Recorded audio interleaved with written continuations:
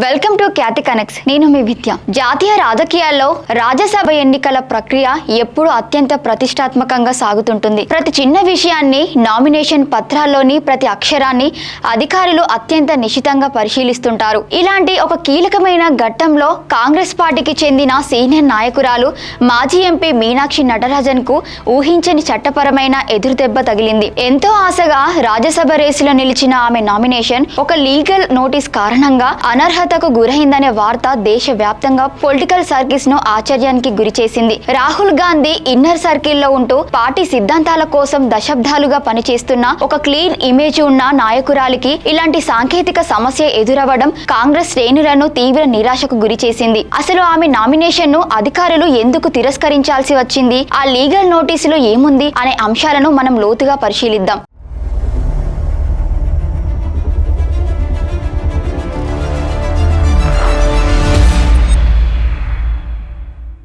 ఏదైనా ఒక ఎన్నికల్లో పోటీ చేసినప్పుడు అభ్యర్థులు తమపై ఉన్న కేసులు, ప్రభుత్వ బకాయిలు లేదా ఇతర చట్టపరమైన వివాదాల వివరాలను అఫిడవిట్ రూపంలో స్పష్టంగా సమర్పించాల్సి ఉంటుంది. అయితే మీనాక్షి నటరాజన్ నామినేషన్ పత్రాల పరిశీలన సమయంలో ఒక పాత వివాదానికి సంబంధించిన లీగల్ నోటీసులు తెరపైకి వచ్చినట్లు తెలుస్తోంది. నామినేషన్ దాఖలు చేసే సమయానికి సదరు లీగల్ నోటీసులకు సంబంధించిన స్పష్టత లేదా చట్టపరమైన క్లియరెన్స్ లేకపోవడాన్ని అధికారులు గుర్తించారు. ఎన్నికల నియమావళి ప్రకారం ఇటువంటి పెండింగ్ లీగల్ నోటీసులు లేదా నో డ్యూస్ సర్టిఫికెట్ లోపాలు ఉంటే నామినేషన్ ను తిరస్కరించే అధికారం రిటర్నింగ్ అధికారులకు ఉంటుంది. చట్టపరమైన నిబంధనలను ఖచ్చితంగా అమలు చేయడంలో భాగంగానే అధికారులు ఆమె నామినేషన్ ను అనర్హతమైనదిగా ప్రకటించారు. ఎంతో సీనియారిటీ ఉండి కూడా ఇటువంటి ప్రాథమిక లీగల్ అంశాల్లో అప్రమత్తంగా లేకపోవడం వల్లే ఈ పరిస్థితి తలెత్తిందనే వాదన వినిపిస్తోంది. మీనాక్షి నటరాజన్ కేవలం ఒక సాధారణ నాయకురాలు కాదు. రాహుల్ గాంధీ యువజన కాంగ్రెస్ బాధ్యతలు చూస్తున్న సమయం నుండి ఆమె పార్టీలో ఎంతో కీలకమైన, నమ్మకమైన పాత్ర పోషిస్తున్నారు. నిరాడంబరతకు, నిజాయితీకి మారుపేరుగా ఉండే ఆమెను రాజ్యసభకు పంపడం ద్వారా పార్లమెంటులో పార్టీ బలాన్ని, వాయిస్ ను పెంచాలని కాంగ్రెస్ అధిష్టానం భావించింది. కానీ ఇలాంటి కీలక తరుణంలో ఆమె నామినేషన్ తిరస్కరణకు గురి కావడం హైకమాండ్ కు కోలుకోలి షాక్ ఇచ్చింది. నామినేషన్ దాఖలు చేసే ముందే లీగల్ టీం ఎందుకు ఈ లోపాలను గమనించలేకపోయిందనే అంశంపై పార్టీ అంతర్గతంగా సీరియస్ చర్చ నడుస్తోంది. ఇక్కడ మన వీడియో చూస్తున్న వీక్షకులందరికీ ఒక ప్రశ్న.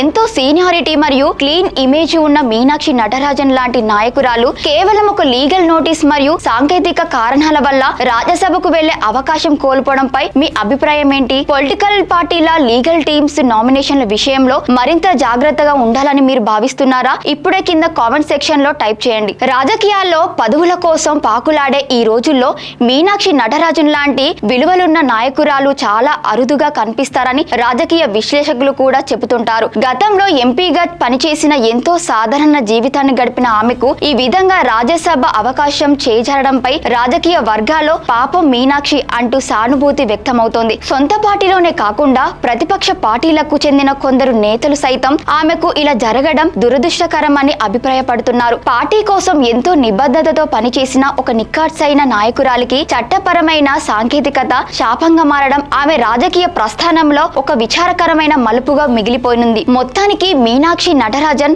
రాజ్యసభ నామినేషన్ అనర్హత వేటుపడటం అనేది జాతీయ రాజకీయాల్లో పెద్ద దుమారమే రేపింది. ఈ తిరస్కరణను సవాలు చేస్తూ ఆమె లీగల్ టీం కోర్టును ఆశ్రయించే ఆలోచనలో ఉన్నట్లు అనుచర వర్గాల ద్వారా తెలుస్తోంది. ఒకవేళ న్యాయస్థానం నుండి ఆమెకు తక్షణ ఉపశమనం లభిస్తే నామినేషన్ పునరుద్ధరణ పొందే అవకాశం ఉంటుంది. లేదంటే ఈసారికి ఆమె రాజ్యసభ రేసు నుండి పూర్తిగా తప్పుకోవాల్సి వస్తుంది. దీనివల్ల ఆయా స్థానాల్లో ఇతర అభ్యర్థుల విజయ సమీకరణాలు కూడా పూర్తిగా మారిపోనున్నాయి. లీగల్ నోటీస్ కారణంగా మీనాక్షి నటరాజన్ రాజ్యసభ నామినేషన్ తిరస్కరణకు గురైన ఈ తాజా పరిణామంపై మీ అభిప్రాయాన్ని కింద కామెంట్ లో తప్పకుండా తెలియజేయండి. మరిన్ని తాజా జాతీయ రాజకీయ చట్టపరమైన విశ్లేషణ కోసం చూస్తూనే ఉండండి. Thank you for watching Khyati connects.